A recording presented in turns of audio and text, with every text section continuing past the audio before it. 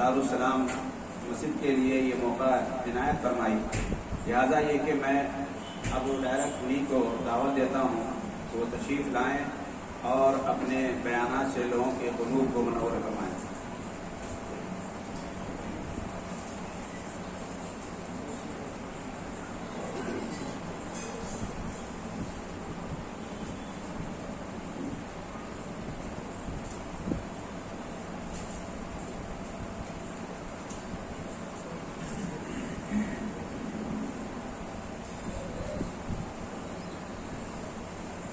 السلام علیکم ورحمۃ اللہ وبرکاتہ۔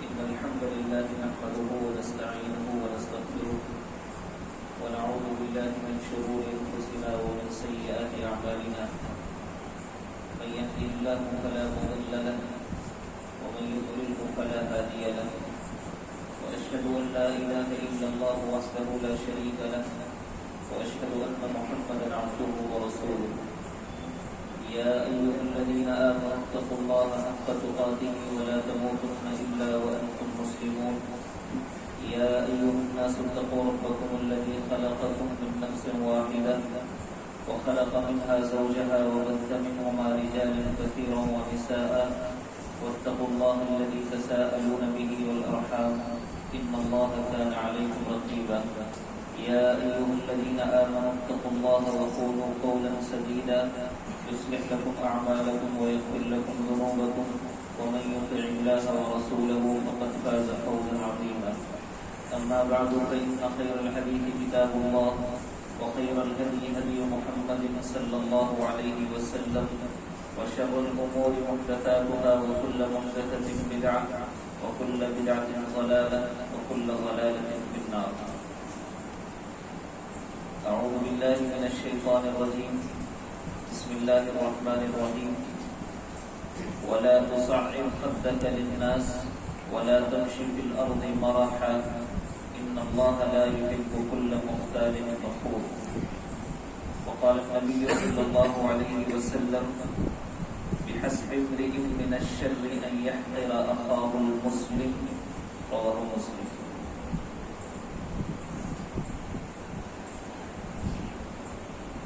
انتہائی قابل عزت، قابل احترام علماء کرام، محترم بزرگوں، نوجوان ساتھیوں، پیارے بچوں،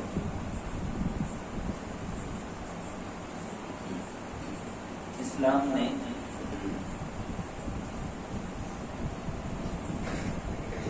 ہر شخص کو عزت اور احترام کا درجہ دیا ہے۔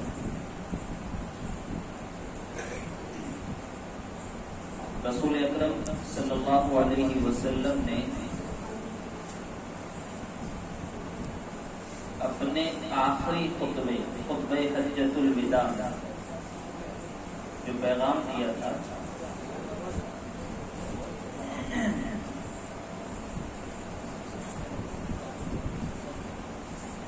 بہت سارے پیغامات میں سے ایک پیغام یہ بھی تھا کہ الا ان دماءکم واموالکم واعراضکم حرام علیکم کحرمۃ یومکم ھذا فی بلدکم ھذا وفی شہرکم ھذا، کہ دیکھو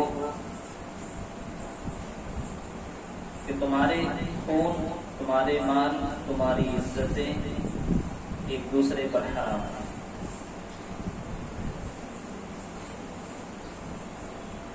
بہترین مسلمان کی تعریف کرتے ہوئے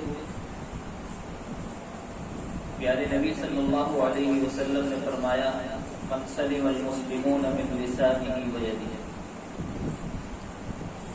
کہ افضل مسلمان وہ ہے جس کی زبان سے، جس کے ہاتھ سے دوسرے محفوظ رہیں۔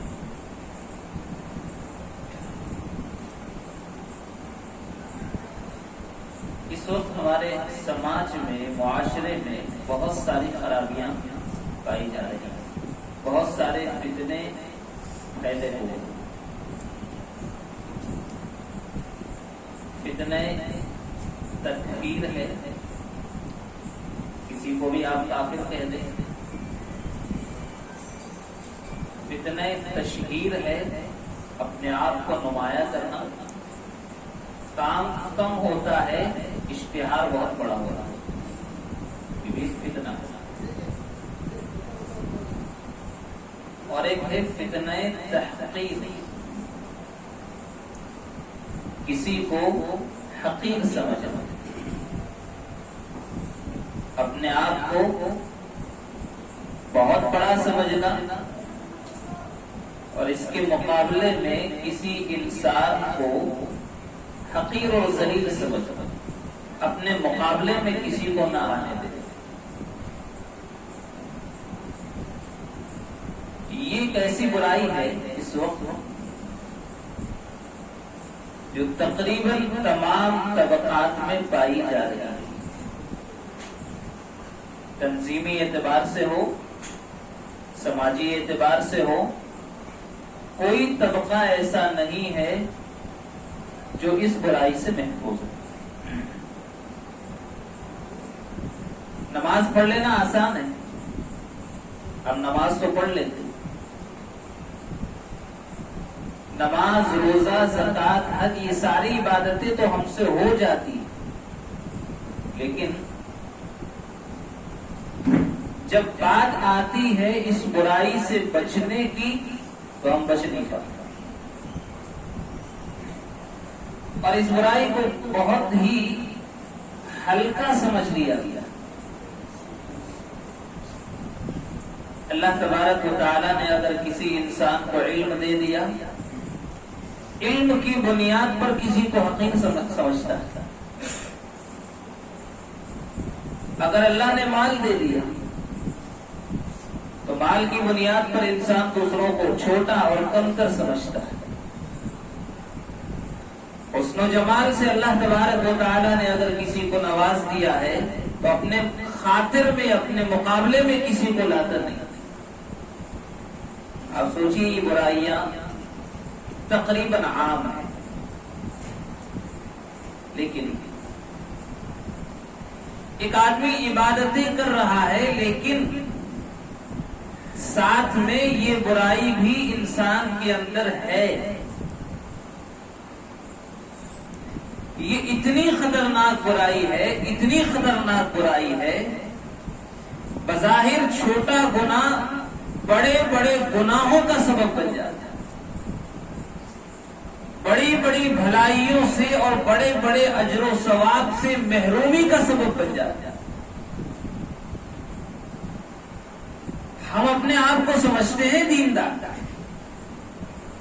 سمجھتے ہیں اپنے آپ کو بہت بڑا پارسا انسان، لیکن اس ایک برائی کی وجہ سے انسان اپنے آپ کو افضل ترین مقام سے گرا کر کے بدترین مقام کی تہ تک پہنچ جاتا ہے۔ جو روایت میں نے آپ کے سامنے پڑھی ہے اس کو اپنے سامنے رکھے، پھر بات آگے بڑھے۔ پیارے نبی صلی اللہ علیہ وسلم نے فرمایا، بِحَسْبِ امْرِئٍ مِّنَ الشَّرِّ أَن يَحْقِرَ أَخَاهُ الْمُسْلِمَ،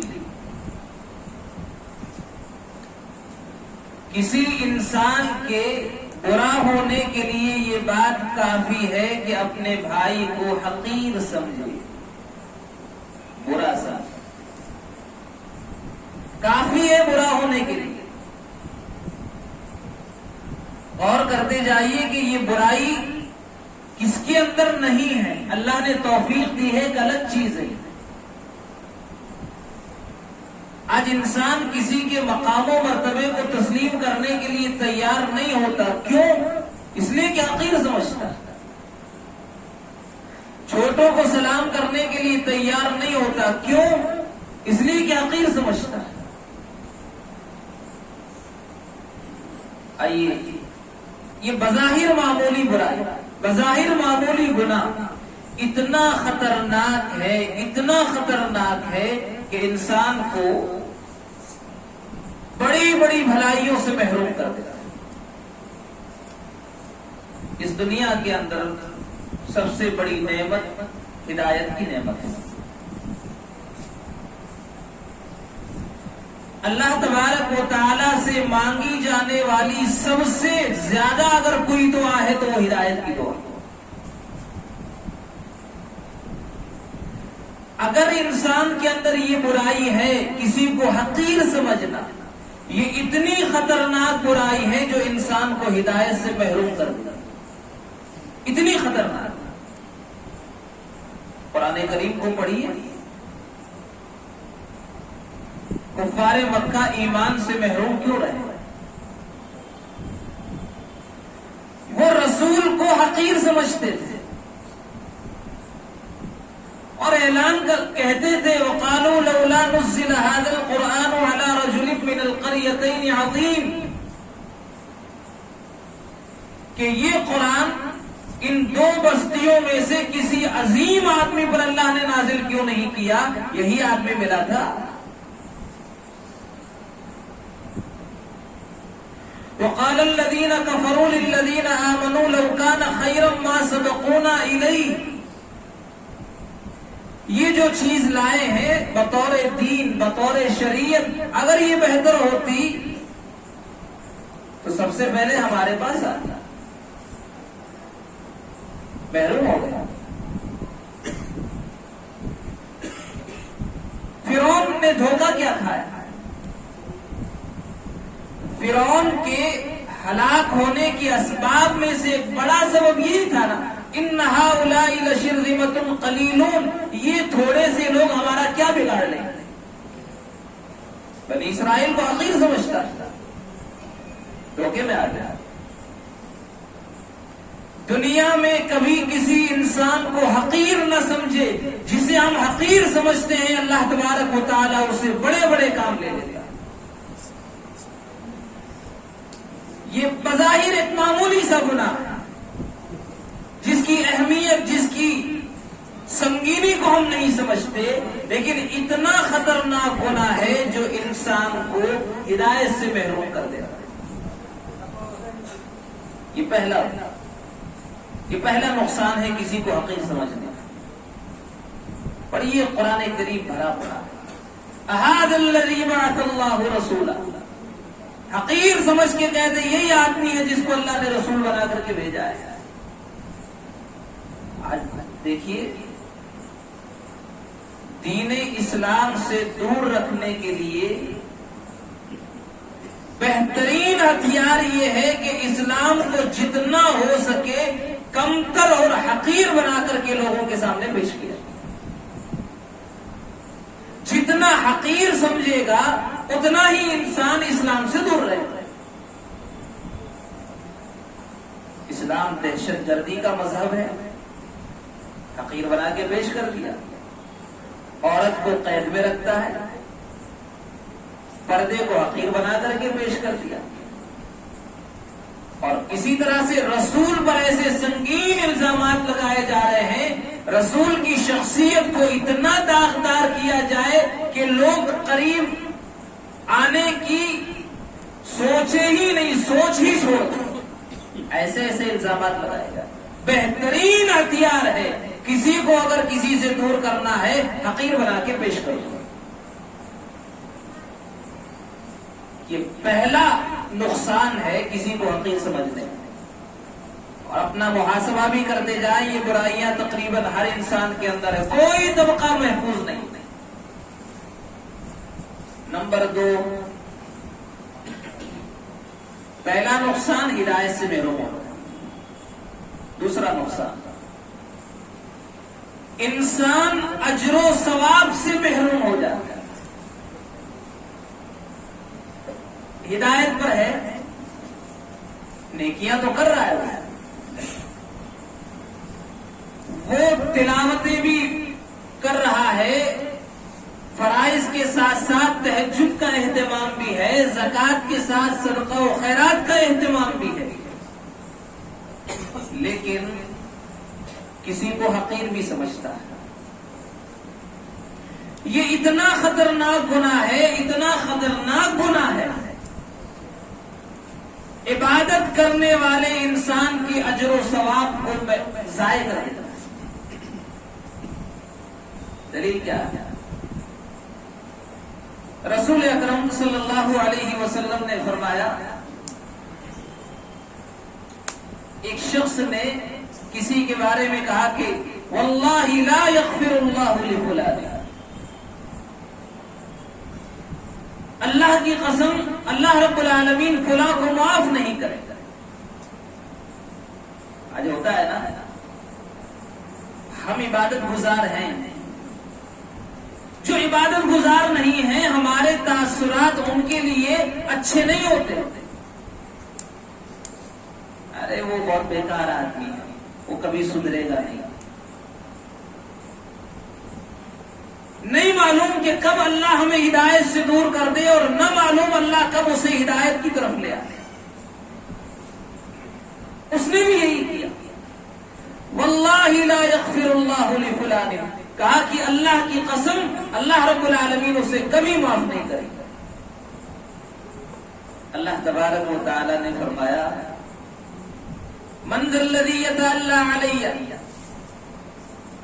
اللہ اغفر لہ اللہ اغفر لفلان، کون ہے جو مجھ پر قسم کھاتا ہے کہ میں اسے معاف نہیں کروں گا؟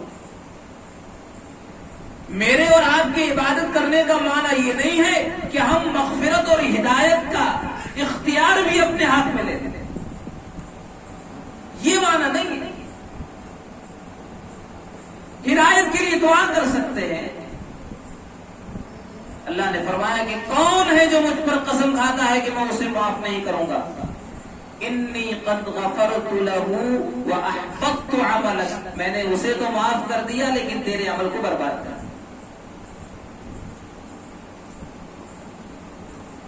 ساری محنت برباد ہوا صرف ایک جملے کی وجہ سے، اور صرف ایک معمولی سی برائی کی وجہ سے کہ ہم کسی کو حقیر سمجھ رہے ہیں۔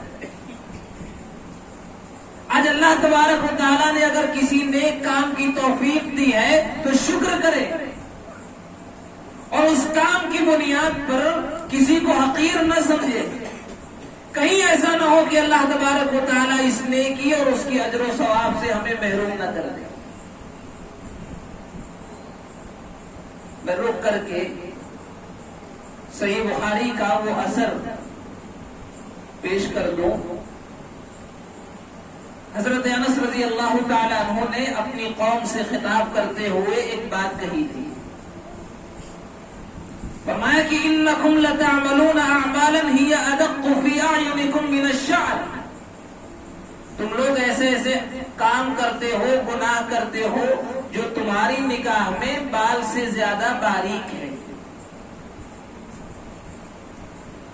بڑے بڑے گناہ آج ہم سے ہو رہے ہیں، حالانکہ اس دور میں اتنی برائیاں نہیں تھیں جو آج ہیں۔ اگر آج ہمارے سماج کو دیکھ لے تو کیا کہیں؟ وَكُنَّا نَعُدُّهَا عَلَى عَهْدِ رَسُولِ اللَّهِ صلی اللہ علیہ وسلم مِنَ الْمُوبِقَاتِ، حالانکہ ہم اللہ کے رسول کے زمانے میں ان برائیوں کو ہلاک کرنے والی چیزوں میں شمار کرتے ہیں۔ تو یہ دوسرا نقصان ہے۔ پہلا نقصان ہدایت سے محرومی، دوسرا نقصان اجر و ثواب سے محرومی، صرف اس بنیاد پر کہ ہم کسی کو حقیر سمجھ رہے ہیں، برا سمجھ رہے ہیں۔ نمبر 3، تکبر کیا ہے؟ تکبر ہے کیا چیز؟ تکبر بھی یہی ہے کہ آپ کسی کو حقیر سمجھیں۔ رسول اکرم صلی اللہ علیہ وسلم نے فرمایا لا يدخل الجنة من كان في قلبه مثقال ذرة من كبر، وہ آدمی جنت میں داخل نہیں ہوگا جس کے دل میں ذرہ برابر تکبر ہوگا۔ یہ تیسرا بڑا نقصان، ہدایت سے محرومی، اجر و ثواب سے محرومی، اب جنت سے محرومی۔ اور ہے کتنی معمولی سی برائی، کسی کو ہم برا سمجھتے ہیں، ایک بیکار آدمی، بکواس آدمی بولتے ہیں نا عام زبان میں۔ جب اللہ کے نبی علیہ الصلوۃ والسلام سے یہ حدیث سنی صحابہ کرام نے تو فرمایا کہ اللہ کے رسول انسان چاہتا ہے کہ بہترین لباس پہنے، اچھے جوتے استعمال کرے، کیا یہ تکبر ہے؟ آپ نے فرمایا ہے ان اللہ جمیل یحب الجمال، اللہ خوبصورت ہے، خوبصورتی کو پسند کرتا ہے، لیکن تکبر یہ ہے الکبر بطر الحق وغمط الناس، حق کو ٹھکرا دینا، لوگوں کو حقیر سمجھنا، یہ تکبر۔ اگر اس روایت کے معیار پر تولا جائے اپنے آپ کو تو شاید کوئی نہیں بچے گا، اس لیے کہ ایمان اور ہدایت کا جو ثمرہ ہے وہ یہ کہ انسان کے اندر عاجزی پیدا ہو جائے۔ اگر ایمان کی بنیاد پر ہمارے اندر عاجزی کی بجائے حقارت آ جائے، اس کا معنی یہ ہے کہ ہمارے ایمان نے ہمیں کوئی فائدہ نہیں پہنچا۔ اسی لیے آپ دیکھیں رسول اکرم صلی اللہ علیہ وسلم کے دور میں بظاہر سماج جنہیں چھوٹا سمجھتا ہے، اللہ کے رسول انہیں بھی بڑا مقام دیتے تھے۔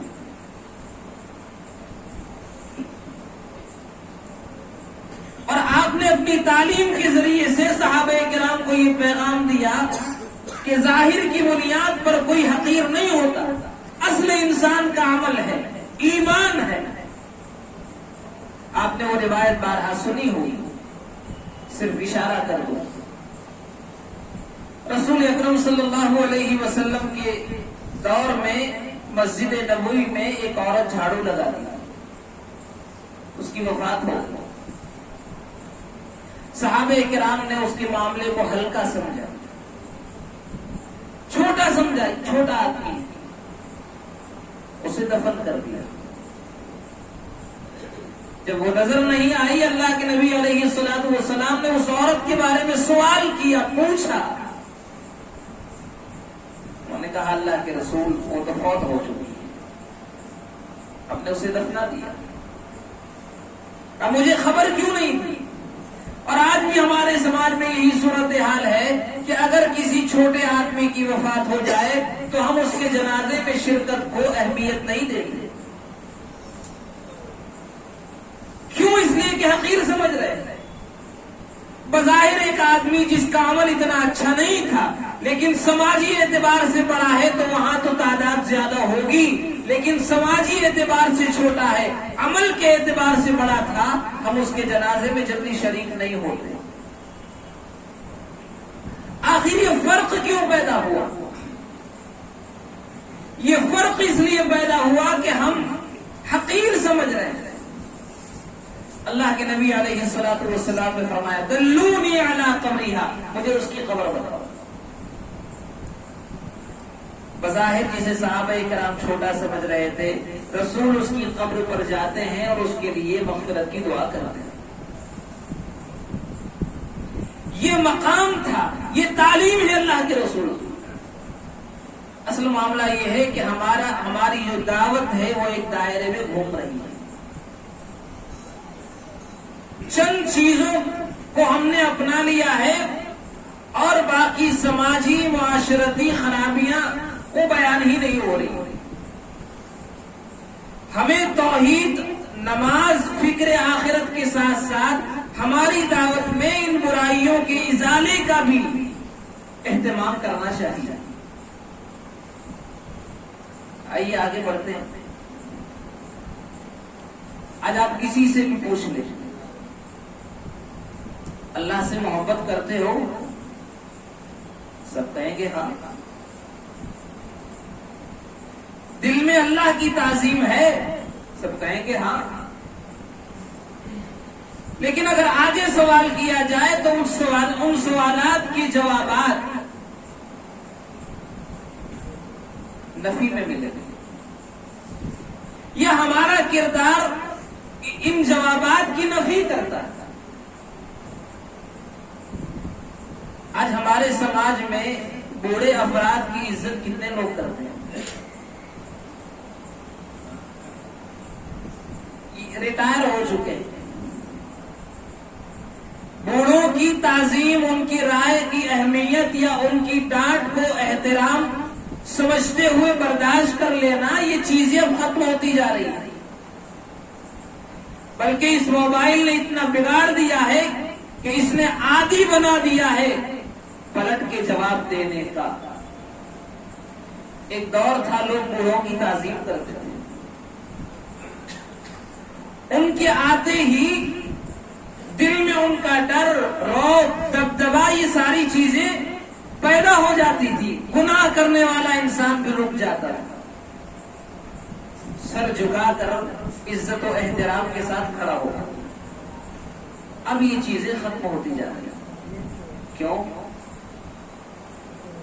اس لیے کہ نئی جنریشن، ماڈرن دور نے عزت اور احترام کی ان دیواروں کو ختم کر کے اب حقارت، آزادی رائے کے نام پر انسان اہمیت نہیں دیتا ان بوڑھوں کو، جبکہ ہماری شریعت نے بوڑھوں کو عزت و احترام کا مقام دیا۔ پڑھیے حدیث، ان من اجلال اللہ تعالی اکرام ذی الشیبۃ المسلم، اللہ کی عظمت میں سے یہ بھی ہے کہ ہم بوڑھے افراد کی عزت کریں، احترام کریں، اور قرآن بھی ہمیں تعلیم دیتا ہے کہ جب ماں باپ بوڑھے ہو جائیں وَاخْفِضْ لَهُمَا جَنَاحَ الذُّلِّ، اپنے بازوؤں کو نرم کر دو۔ آج کیا صورتحال ہے؟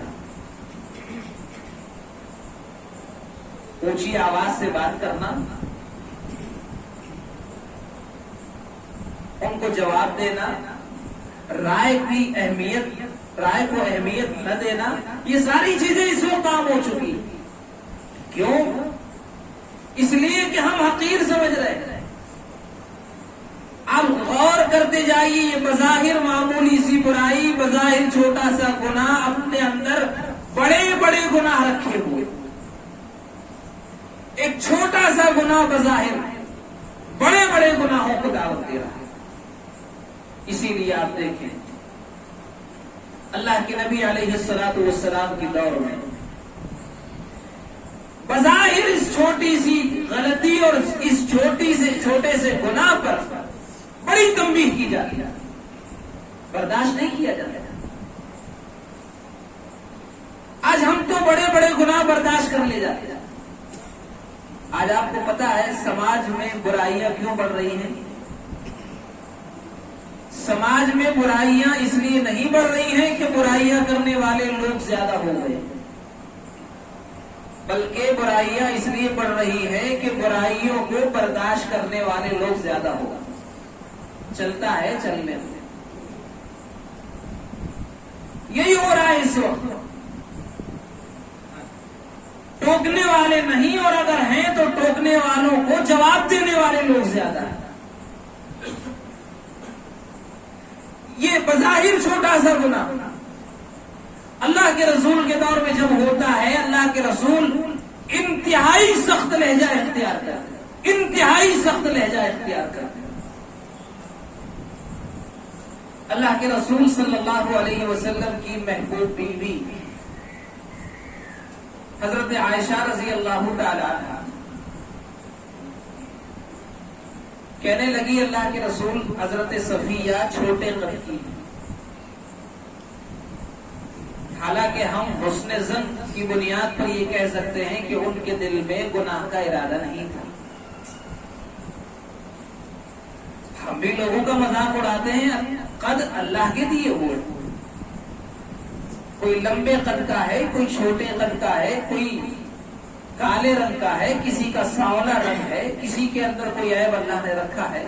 یہ تو انسان کے اختیار کی بات نہیں ہے، لیکن اس کو بنیاد بنا کر کسی کو حقیر سمجھنا، مذاق اڑانا،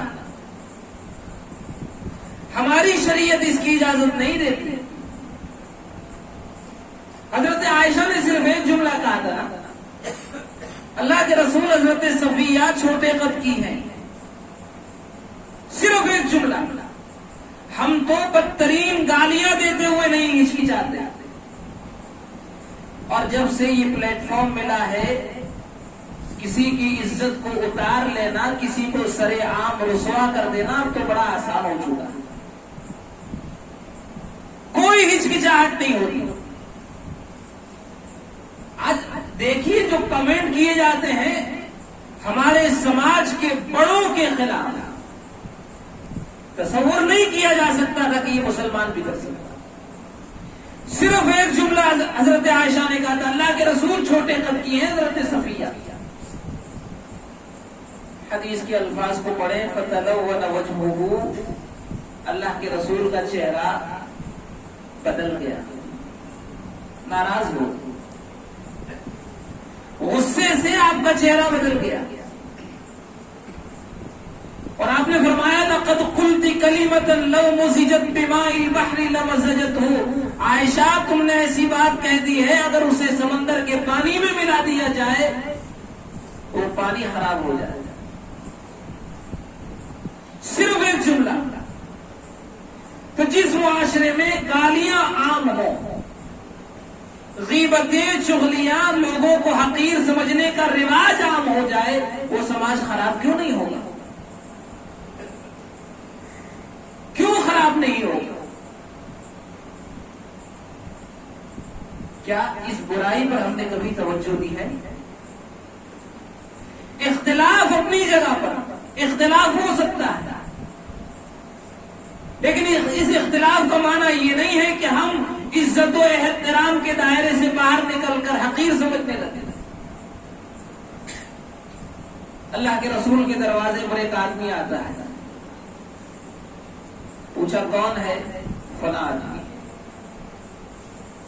آپ نے فرمایا بئس اخو العشیرہ، سماج کا برا آدمی۔ ظاہر ہے اللہ کے رسول جسے برا کہہ دے اس وہ برا ہی تو ہوگا۔ آیا آپ نے اس کے ساتھ حسن اخلاق سے بات، جب وہ چلا گیا حضرت عائشہ کہنے لگی اللہ کے رسول جب وہ آیا تو آپ نے یہ کہا کہ بئس اخو العشیرہ، اور آپ اس سے حسن اخلاق سے بات کر رہے ہیں۔ آپ نے فرمایا کہ حضرت عائشہ تو نے مجھے بد اخلاق کب پایا؟ ٹھیک ہے اس کی برائی اپنی جگہ پر، ہمارا اختلاف اپنی جگہ پر، لیکن اس بنیاد پر ہم کسی کو حقیر نہیں سمجھ سکتے۔ اس بنیاد پر اس کی عزتوں کو چوک پر، چوراہوں پر، ہوٹلوں پر، محفلوں میں اتارنا ہماری شریعت اس کی اجازت نہیں دیتی۔ اس سے فائدہ کیا ہوگا؟ کسی کی برائیاں کرنے سے، سر عام کسی کو ذلیل کرنے سے کیا آپ اس کی اصلاح کر لیں گے؟ اصلاح نہیں ہوگی۔ آج آپ دیکھیں ہماری مجلسوں میں ہم جگہ کن کو دیتے ہیں؟ یہ جو قیامت کی نشانی ہے نا اس وقت ہمارے سامنے کہ ترفع الاشرار وتوزع الاخیار، برے لوگوں کو مقام و مرتبے حاصل ہوں گے اور اچھے لوگوں کو گرایا جائے گا۔ صحابہ کرام کا دور وہ تھا کہ بظاہر عمر میں چھوٹے ہیں لیکن مقام و مرتبے میں بڑے تھے، ان چھوٹے افراد کو بڑے لوگوں کی مجلسوں میں جگہ ملتی تھی۔ آج باصلاحیت لوگوں کو اچھی بڑی مجلسوں میں جگہ نہیں ملتی ہے۔ کیوں؟ اس لیے کہ ہم اسے حقیر سمجھتے ہیں۔ کتنے صلاحیت والے افراد جن کو ہم نے ضائع کر دیا، جن کی صلاحیتوں کا استعمال کر کے ہمارا سماج ترقی کی منازل طے کر سکتا تھا، ہم نے صرف حقارت کی بنیاد پر ان کو ضائع کر دیا اور سماج بہت بڑا نقصان بھگت رہا ہے۔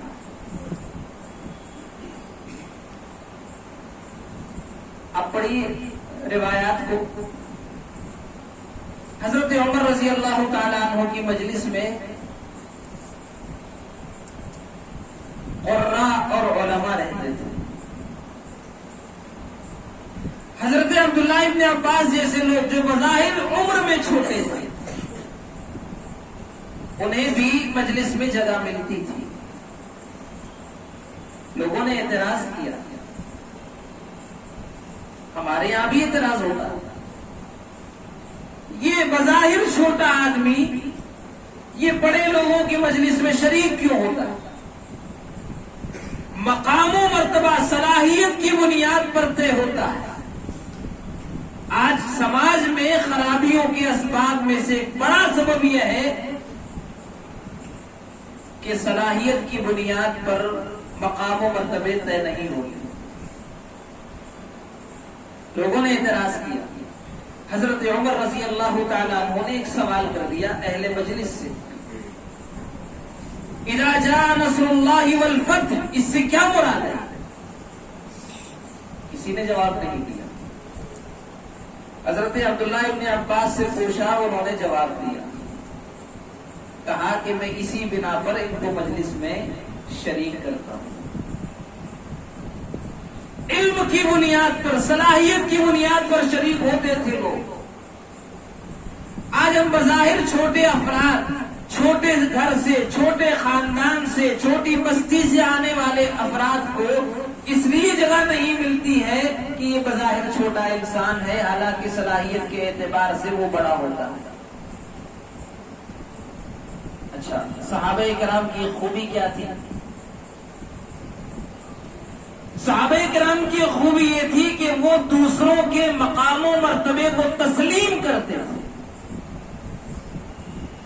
آج ہم کسی کے مقام و مرتبے کو تسلیم اس لیے نہیں کرتے, اس لیے کہ ہم حقیر سمجھ رہے ہیں. حقیر سمجھنے والا انسان کبھی کسی کے مقام و مرتبے کو تسلیم نہیں کر سکتا, کبھی تسلیم نہیں کرے گا.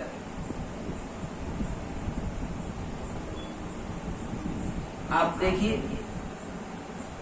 حضرت عبد الرحمن ابن عوف رضی اللہ تعالی عنہ عشرہ مبشرہ میں سے, جن 10 صحابہ کرام کو اللہ کے رسول نے جنت کی بشارت دی تھی, ان میں سے ایک یہ بھی ہے. ان کی قربانیاں, ان کی فضیلتیں اپنی جگہ پر. جب ان کے سامنے افطار کے وقت کھانا لایا گیا تو رو پڑے, کہنے لگے کہ ایک دور وہ تھا کہ حضرت مصعب بن عمیر رضی اللہ تعالیٰ عنہ کی جب شہادت ہوئی تو جب انہیں کفنایا گیا, کفن پہنایا گیا, پیر ڈھانپتے تھے سر کھل جاتا, سر ڈھانپتے تھے تو پیر کھل جاتا, رو پڑے. کہیں اللہ تبارک و تعالی ہمیں ہماری نیکیوں کا اجر اس دنیا میں تو نہیں دے رہا ہے, وہ اپنے سے کم مقام و مرتبے والے انسان کو بھی مقام دیتے تھے, اس لیے کہ بحیثیت مسلمان, بحیثیت انسان وہ عزت کرتے تھے, احترام کرتے تھے, تسلیم کرتے تھے. آج ہم تسلیم کرنے کے لیے تیار نہیں ہیں. یہ بڑا کیوں بن گیا؟ آخر کام اس سے کیوں ہو رہا ہے؟ یہ سارے جملے ہم اپنی زندگیوں میں, اپنے سماج میں سنتے ہیں. کیا یہ سارے جملے کہہ کر کے ہم اپنے آپ کو اچھا سمجھ رہے ہیں؟ یقیناً نہیں. بِحَسْبِ امْرِئٍ مِّنَ الشَّرِّ أَن يَحْقِرَ أَخَاهُ الْمُسْلِمَ, آدمی کے بدترین ہونے کے لیے یہ کافی ہے کہ وہ اپنے بھائی کو حقیر سمجھے.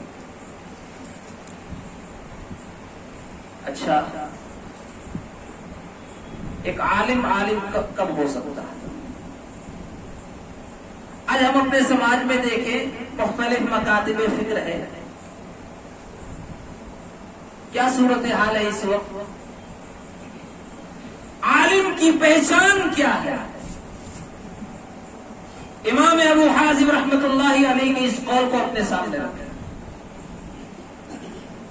اگر عالم ہوگا تو یہ 3 خصلتیں اس کے اندر نہیں ہوں گی. اختلاف اپنی جگہ پر ہو سکتا ہے, لیکن عزت و احترام کو مجروح کبھی نہیں کر سکتا. فرمایا کہ لا تکون عالما حتی یکون فیک ثلاث خصال. اس وقت تک عالم نہیں ہو سکتے جب تک کہ 3 خصلتیں تمہارے اندر نہ آ جائیں. 3 خصلتیں جب تک نہیں ہوگی عالم نہیں ہو سکتا. نمبر 1، لا تبغی علی من فوقک. بڑوں کے خلاف کبھی بغاوت مت کرو. کیا ہو رہا ہے اس وقت؟ بڑی خراب صورتحال ہے. ابھی آئے ہیں نئے اور اس موبائل پر کیا میسج ہم پڑھتے ہیں، دل کو تکلیف ہوتی ہے. کیا ہم عزتوں کو اتار کر کے بڑا بن سکتے ہیں؟ کسی کی عزت کے ساتھ کھلواڑ کر کے ہم بڑے نہیں بن سکتے. اللہ اس انسان کو عزت کبھی نہیں دیتا. لا تبغی علی من فوقک. عالم کی پہچان یہ ہے کہ وہ اپنے بڑوں کے خلاف بغاوت کبھی نہیں کرتا.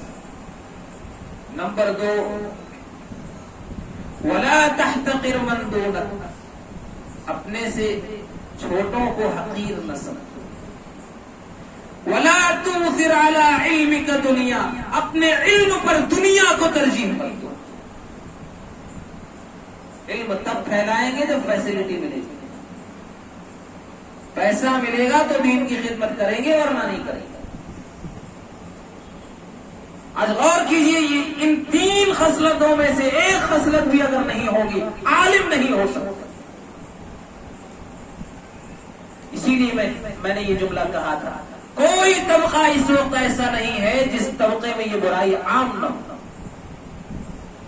آج بہت سارے اچھے رشتے آتے، اچھے، لڑکا دیندار ہے، لڑکی دیندار ہے، لیکن ہم نے جو ایک معیار اور لیول بنا لیا ہے اس سے نیچے ہے. اچھے اور نیک رشتے حقارت کی وجہ سے ٹھکرائے جائے، حقارت کی وجہ سے. یہ مثالیں بھی ہمارے سامنے موجود ہیں سیرت نبوی کے حوالے سے. اللہ کے رسول کے ایک صحابی حضرت جلیبی، کالے کلوٹے صحابی. اللہ کے رسول کہتے ہیں جلیبی نکاح نہیں کرو گے؟ کہا اللہ کے رسول مجھ جیسا انسان کالا کلوٹا، بدصورت، بد شکل، مجھے کون رشتہ دے گا؟ آج اس بنیاد پر رشتے ٹکرائے جا رہے ہیں. ہم کہنے کو تو ہیں مسلمان، اپنے آپ میں ہم اچھا تو سمجھ رہے ہیں، نیک رشتے، دیندار رشتے ٹکرائے جا رہے ہیں حقارت کی بنیاد پر. دینی لیول اس کا بہت اچھا ہے، ہمارے لیول پر نہیں ہے. پھر کہتے ہیں اللہ کے رسول نے کہا جلیبی نکاح نہیں کرو گے؟ اللہ کے رسول مجھ جیسا کالا کلوٹا بد شکل آدمی کون مجھ سے نکاح کرے گا؟ تیسری مرتبہ کہا تب بھی یہی جواب. اللہ کے رسول نے ایک جگہ رشتہ دے کر کے بھیجا کہ جاؤ. اللہ کے رسول نے مجھے بھیجا. ماں باپ سے مشورہ کیا، ماں باپ نے بھی وہی باتیں کہی جو بظاہر عام طور پر آتی ہیں. کونے میں وہ لڑکی سن رہی. اس نے کہا کہ کیا اللہ کے رسول نے جو رشتہ بھیجا ہے اسے لوٹایا جائے گا؟ لڑکی نے وہ رشتہ قبول کیا. اللہ کے رسول صلی اللہ علیہ وسلم نے اس رشتے میں خیر اور برکت کی دعائیں دی. اس سے بہتر رشتہ کوئی تھا ہی نہیں. کتنی مثالیں دی جائیں. اللہ کے رسول صلی اللہ علیہ وسلم مجلس میں بیٹھے، ایک شخص آیا. آپ نے صحابہ کرام سے پوچھا اس آدمی کے بارے میں کیا کہہ رہے ہیں؟ کہ اللہ کے رسول قوم کا بڑا آدمی ہے، کہیں نکاح کا پیغام دے گا لوگ قبول کر لیں گے، کہیں کسی کی سفارش کرے گا اس کی سفارش قبول کی جائے گی، بڑا آدمی ہے. آپ خاموش ہو گئے. پھر ایک آدمی گزرا، صحابہ کرام سے پوچھا اس کے بارے میں تمہارا کیا خیال ہے؟ کہ اللہ کے رسول یہ کہیں نکاح کا پیغام دے گا کوئی قبول نہیں کرے گا. کہ اللہ کے رسول یہ سفارش کرے گا، اس کی سفارش کوئی قبول نہیں کرے گا. آپ نے فرمایا کہ یہ آدمی زمین کا بہترین آدمی ہے، جسے ہم حقیر سمجھ رہے ہیں وہ اس دنیا کا، اس زمین کا بہترین آدمی. کتنی مثالیں دی جائیں. ہم بظاہر کسی کو حقیر سمجھتے ہیں، اللہ کے یہاں اس کا بہت بڑا مقام ہوگا. اور اس کا احساس تو تب ہوگا جب قیامت کے دن ہم اس کے مقام و مرتبے کو دیکھیں. اللہ کے رسول مجلس میں بیٹھے ہیں، آپ نے فرمایا ابھی ایک جنتی آ گیا. اور کیجئے ان روایات پر. ہماری ذمہ داری صرف نماز، روزے اور زکوٰۃ اور حج تک نہیں ہے. جہاں ہمیں عبادتیں کرنا ہے وہاں ہمیں ان چیزوں کی بھی اصلاح کرنا ہے. کہیں یہ برائیاں ہماری عبادتوں کو برباد کریں. تو ابھی ایک جنتی آ گیا. صحابہ کرام نے دیکھا ایک صحابی آئے مجلس میں بیٹھ گئے. دوسرے دن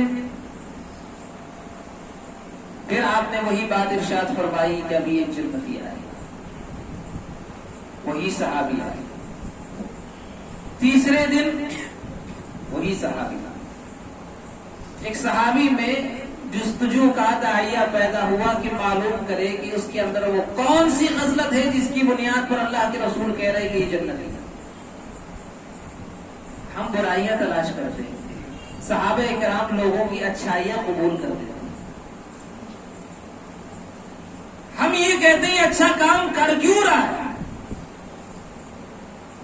صحابہ کرام اچھائیوں کو لے لیتے تھے اس لیے کہ حقیر نہیں سمجھتے تھے. ان کے یہاں گئے، مہمان بنے. 3 دن گزرنے کے بعد کہتے ہیں کہ میرا مقصد یہ تھا کہ ہم اللہ کے رسول کی مجلس میں بیٹھے تھے، آپ نے کہا ابھی ایک جنتی آئے گا تم ہی آئے. دوسرے دن کہا تم ہی آئے. تیسرے دن کہا تیسرے دن بھی تم ہی آئے. آخر تمہارا وہ عمل کیا ہے؟ میں نے تو کوئی خاص عمل تمہارے اندر نہیں دیکھا. پوچھتے ہو تو بتا دیتا ہوں. معاملہ یہ تھا کہ صحابہ کرام اپنے عمل کو ظاہر نہیں کرتے تھے، ان کا عمل اللہ اور ان کے درمیان ہوتا تھا. اور اس دور میں انسان عمل کم کرتا ہے اور ایڈورٹائز زیادہ ہوتی ہے. کہ دیکھو کچھ خاص عمل تو نہیں ہے. ہاں ایک چیز ہے کہ میں اپنے دل میں کسی مسلمان سے بغض نہیں رکھتا. صحابہ کرام کسی کو حقیر نہیں سمجھتے تھے.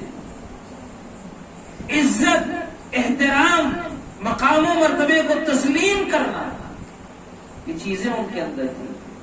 اچھا کسی کو حقیر سمجھنے کا ایک بڑا نقصان کیا ہے پتہ ہے؟ ایک بڑا نقصان یہ بھی ہے کہ حقیر سمجھنے والا انسان کبھی کسی کی نصیحت کو قبول نہیں کرتا. کہتے ہیں نا فلاں نصیحت کرنے والا آدمی آیا ہمیں سمجھانے کے لیے، حالانکہ وہ بات سچی کرتا ہے، مشورہ صحیح دیتا ہے، لیکن ہم حقیر سمجھنے کی وجہ سے کسی کے مشورے کو قبول نہیں کرتے، حقیر سمجھنے کی وجہ سے کسی سے مشورہ نہیں دیتے، حالانکہ وہ باصلاحیت ہوتا ہے. کتب احادیث میں کتنی مثالیں ایسی ملیں گی. لوگ اللہ کے رسول کے پاس آتے تھے، اللہ کے رسول ہمیں نصیحت کریں، ہمیں مشورہ دیں، اور آپ صحابہ کرام کو نصیحتیں کیا کرتے تھے. لہذا ان ساری باتوں کا خلاصہ یہ ہے کہ ہم جہاں بڑے بڑے دینی کام کر رہے ہیں، عبادتیں کر رہے ہیں، قربانیاں پیش کر رہے ہیں، وہاں ہماری بڑی توجہ یہ ہونی چاہیے کہ فتنے تحقیر میں تو ہم مبتلا نہیں ہیں. اگر ہم کسی کو حقیر سمجھ رہے ہیں، اس برائی کو اپنے دل سے نکال دیں، مقام و مرتبے کو تسلیم کریں. اپنے بھائیوں کے لیے دعائیں کریں. اور آپ دیکھیے قرآن کریم میں اللہ نے مومنوں کی دعا کا تذکرہ کیا. ربنا اغفر لنا ولاخواننا الذين سبقونا بالایمان. اے اللہ جو ہم سے پہلے ایمان لا چکے ہیں تو انہیں معاف کر دے. ولا تجعل في قلوبنا غلا للذين آمنوا. ایمان والوں کے لیے ہمارے دل میں کوئی کینہ، کپٹ، حسد، بغض نہ رکھنا. دعائیں کرنا چاہیے. ضرورت ہے اس بات کی. آج کے اس پروگرام کا یہ پیغام ہے. اس پیغام کو لے کر کے جائے. اللہ نے دولت دی ہے، شکر کرے. حسن و جمال دیا ہے، شکر کرے. اللہ نے علمی صلاحیت دی ہے، شکر کرے. عہدے سے نوازا ہے، شکر کرے. اور شکر کے ساتھ ساتھ تواضع، نرمی، عاجزی ہمارے اندر آئے. من تواضع للہ رفعہ اللہ. جو آدمی جتنا تواضع اختیار کرے گا اللہ اس کو اور بلند کرے گا. اب دیکھیے اللہ کے رسول کا حال یہ تھا. مدینے کا عام آدمی اگر آپ کو ہاتھ پکڑ کر کے لے جاتا آپ اس کی حاجت کو پورا کر دیں. آپ چل رہے ہیں، بڑھیا عورت آپ کے ساتھ بات کر رہی ہے، آپ کھڑے ہیں، توجہ سے سنتے ہیں. کیوں؟ حقیر نہیں سمجھتے. حقیر سمجھنے والا انسان کبھی کسی کے کام نہیں آ سکتا. اگر کام آئے گا تو وہاں جہاں اس کا کوئی مطلب ہو. بہت ساری باتیں کہی جا سکتی ہیں. اگر انہی باتوں پر عمل کر لیا جائے تو ہمارا آج کا یہ پروگرام کامیاب ہے. ہماری آخرت کامیاب ہے. ہماری ہدایت، ہماری جنت اور ہمارا اجر و ثواب محفوظ رہے گا. اللہ سے دعا ہے رب العالمین ہم ان باتوں پر عمل کی توفیق عطا فرمائے. رب العالمین اس برائی سے تو ہمیں محفوظ فرما. اللہ اس برائی کو تو ہمارے دلوں سے نکال. رب العالمین تو ہمارے دلوں میں ایک دوسرے کے لیے محبتیں پیدا کر. ایک دوسرے سے جو نفرتیں ہیں اللہ ان نفرتوں کو تو نکال. رب العالمین تو ہماری اس مجلس کو قبول فرما دے. رب العالمین ہماری اس مجلس کو ہمارے گناہوں کا کفارہ بنا دے. رب العالمین ہماری اس مجلس کو ہم سب کی اصلاح کا ذریعہ بنا دے. وآخر دعوانا الحمدللہ رب العالمین. والسلام علیکم ورحمۃ اللہ وبرکاتہ.